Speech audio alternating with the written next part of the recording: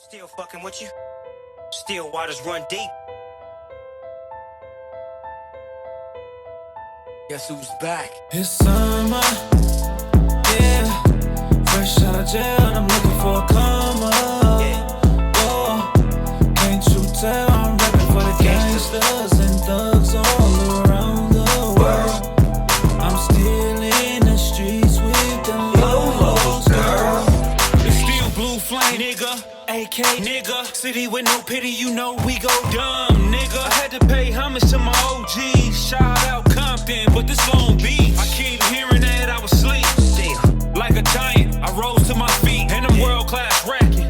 Man, these niggas won't smoke, I get the tagged in, and I'm reckless. Yeah. I throw bullets like right. Check me out. And I don't trust a bitch cause they shady.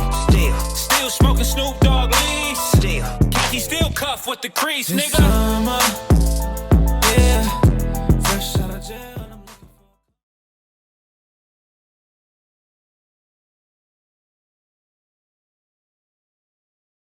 So when you started taking the music seriously, did you consider yourself more of an artist or a battle rapper? Well, I look at battle rap and hip hop in two different worlds. Because realistically, like hip hop, when you battle a rapper, you know, I started out with this dude named Hitman. And me and Hit used to go, you know, to all of the spots and do what we had to do. But in doing so, that was a totally different life from when you start making records. Battle rap is totally different. You know, like when you out battling, it's just, you know, sometimes you don't even need a beat. You could just get out there and say what you got to say. And it's usually to make the person that you battling be, you know, feel some type of way about the things that you're saying, you know what I mean? And sometimes that leads to fights, you know what I'm saying? But when you're making records, I look at it totally different. Like predominantly, because I own a company, it's about women. So if you're making records, you should be focused on women. You know what I mean? Because they buy records and men don't buy records. So anybody who tell you like, oh, I'm making records for the homies, let him go because it ain't going nowhere. That's actually true. I mean, That is like statistically, that is true. Yeah, for sure. So what battle rap group do you basically associate yourself with closely? I don't know, it's hard. Like I come from an era where like you really had to rap. Like you really had to rap. So like KRS-One, he was like one of my favorite artists when I was growing up. And then coming into this Long Beach scene, like it was so many great artists like Corrupt. Like I don't care what nobody say where you from, you gotta give Corrupt some type of props because he was dope. Like, you know what I'm saying? He was one of the hardest artists, but he was from Philly. And my whole life I've been like, yo, I gotta be as dope as him or doper. And that's how I always felt. And then like nobody beat KRS-One. Like he's still like battle rapping in a sense, but you know, he's always been hard like that. You know what I'm saying? So I grew up listening to people that I felt like could really rap. And I don't know, those two is like my, you know what I mean, my world apart. Everybody else I see like, they're more like entertainers. I don't really look at a lot of rappers as battle rappers. I look at them as entertainers. They're here to entertain us. And then growing up in the 90s on the West Coast, it was like pretty much everybody was like gangbanger / rapper, I guess you could say. And that's to me entertainment, because when you grow up and you start learning some of these people, you like, that's not even you. Right. You know what I mean? So like, what would I have been focused on if I looked to you for like this great inspiration when that's not even you? You playing a part, you know what I'm saying? So I don't know, but those are my two favorites, man. They the hardest, you know what I'm saying? When it come to rap, like they the dopest. So when I mention the group, PSC and Dynamic Certified, what comes to mind? A long ass feud. A long feud. Porno Style and Dynamic. I don't know, man. Like I said, I had started off with this rapper named Hitman originally, and me and Hit, we would bounce ideas off each other. You know what I'm saying? Come up with creative thoughts on ways to do things and how we could, because Hit wasn't just a battle rapper either. Like he was more of a battle rapper than I was. The only reason why I was really wanting to battle rap is because I'm like, you my partner. I'm not finna let nobody get out there and smash you. You know what I mean? But I was always thinking, make hit records, and people came to me who helped me do like, you know, like I had Casey and the Sunshine Band come to me when I was 10, 11 years old. So they taught me like, make records. So when I met up with H.I.T, that's what I was on. And then H.I.T was like, yo, but we finna go out here to Poly and we finna go battle Technique and everything. So PSC is funny because before PSC was even a thing, it was just me and H.I.T, right? So H.I.T already had like this thing against Technique. Like Technique was one of the doper dudes in the city. H.I.T was one of the doper dudes in the city. And when they would get together, they just clash all the time and they would just battle each other. And I'm like, man, this is crazy. But I love that. You know what I'm saying? Like, it was like meeting up for the fight. Like, we finna get together. We finna go fight them over there. You know what I mean? And that was like, when you were a kid, those type of things matter.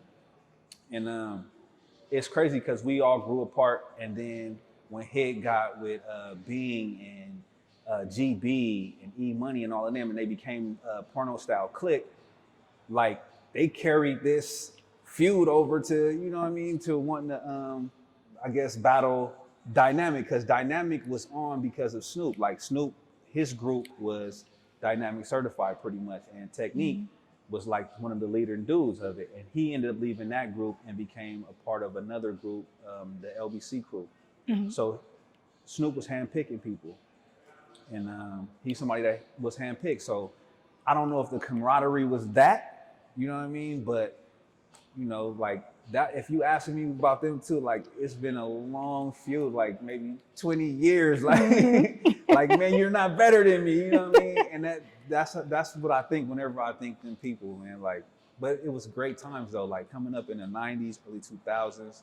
Like, it was a great time. Like, I wouldn't trade none of that for the world. Right. Yeah. Everything that you just described is what made that time what it was. Yeah, like it was beautiful. Like, I'm from a city that has Snoop Dogg. Snoop Dogg. Oh, that's saying. But anyway, no, but from being from that city though, like, I mean, everybody wanted to be from Long Beach. Like, yeah, Compton was booming, but it was like my city had like all the dope artists, man, like hands down. Like, and we were dropping dope artists. Like, we had Warren G, we had the Twins, we had Domino. Like, I could keep going. It's so many to name, but Nate Dogg. Like, we were just dropping artist after artist after artist, and that could be Death Row, but really that's like Snoop's homies, and you know what I'm saying, them growing up together, putting out, you know what I'm saying, getting together with their friends and saying, we're gonna make it. And you know, the porno style and Dynamic era was my era. Like, you know, that's when we was like, we gonna make it. You know, we were like up under them. So, but it was beautiful, man. I loved it. So what was your first impression when you met H.I.T? Because it sounds like he was one of the first. Yeah, H.I.T was my first rap partner. The first time I ever rapped with anybody, I rapped with Hitman. I was living in Fresno at the time because my family, like, I was a foster kid, and my family had separated and I had moved to Fresno. And it was this company that was putting out artists, and they had produced a record. And I was like, okay. They would call my house, like, bring him to the studio. But my family was hating. You know what I'm saying? My family was hating. They was like, nah, he not going to do none of that. You know what I mean? So I was like, okay. And so when I get back to Long Beach, they was calling me Rich Dog from Fresno, because they like, oh, you from Long Beach. Nigga, you a dog too. And I'm like, you know what I'm saying? I'm like, okay, whatever. But when I get back out here, one of the first people I met was Little Michael. He gonna be mad I said this, but one of my closest friends, my homie, man, I swear. But man, me and him just was like, we clicked. It just clicked, and man, from there it was on. You know what I mean? From there it was on. But I always been in the streets. Like, I've been in the streets my whole life. Like, my family left me, literally, like on PCH and Wanapero. So, like, I didn't see my mom again for like 12 or 13 years. So just being left on the street somewhere, like, I had to learn how to fend for myself. So, man, when I come back to Long Beach, we rapping and we doing all this, and I'm like, man, it ain't popping like I want it to be popping. You know what I'm saying? Like, I need to go get some money. You know, my foster parents was tripping, and I was like, you know what? Like, this ain't gonna work. You know what I mean? And I was getting into it with my foster father or whatever, and So shit, I got turned out. I was like, I'm finna go where the money is, and then I hit Pine Avenue. And once I hit Pine, like it was notorious for murders, and it was the murder capital of Long Beach at the time. You know what I'm saying? Like 96, 97, 98 to like 2004 or 5 probably. It was like the murder capital of Long Beach, and I'm in there every day. You know what I'm saying? Surviving it, hustling, trying to make it all make sense. And that's what happened to me. So H.I.T moved on. You know what I mean? He like, man, I'm finna go. He at the time he was hooking up with this dude. It was this dude named Creep Dog, and he looked just like Snoop.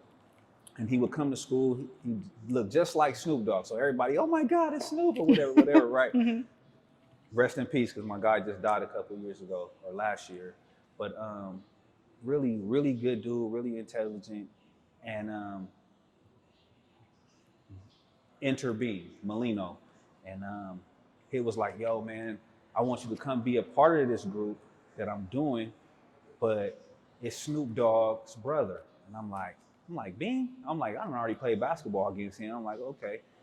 And I don't know, I was hustling, you know what I'm saying? And by then I had my own set of friends, and we created this thing called the C.H.A.P, Criminal Hustlers Against Police, Living Inconspicuous, Fuck My Enemies. So we was like, you know, like, we finna go against everybody if we have to, you know what I mean? And when they start doing their thing, H.I.T would always call me like, man, pull up, you know what I'm saying? I want you on something. And he would be the way that I would still be inside of PSC, you know, and be able to make songs. Cause that was always my thing. Like, I just want to make music, but I want to make money. Cause like, I got kids coming, and when you start having kids, it's like your whole world changed, you know? So I said, okay, H.I.T is lacking the funds, but he got the favor, right? So as a kid, I'm like, okay, well, he's with Snoop Dogg's little brother. So in my mind, I figured Snoop gotta come help. You know what I'm saying? Like Snoop went, I said H.I.T went the right way because he went with the favor. And if Snoop is the favorite, then it's just gonna happen. This is what my thinking was. And I became a drug dealer. You know what I'm saying? So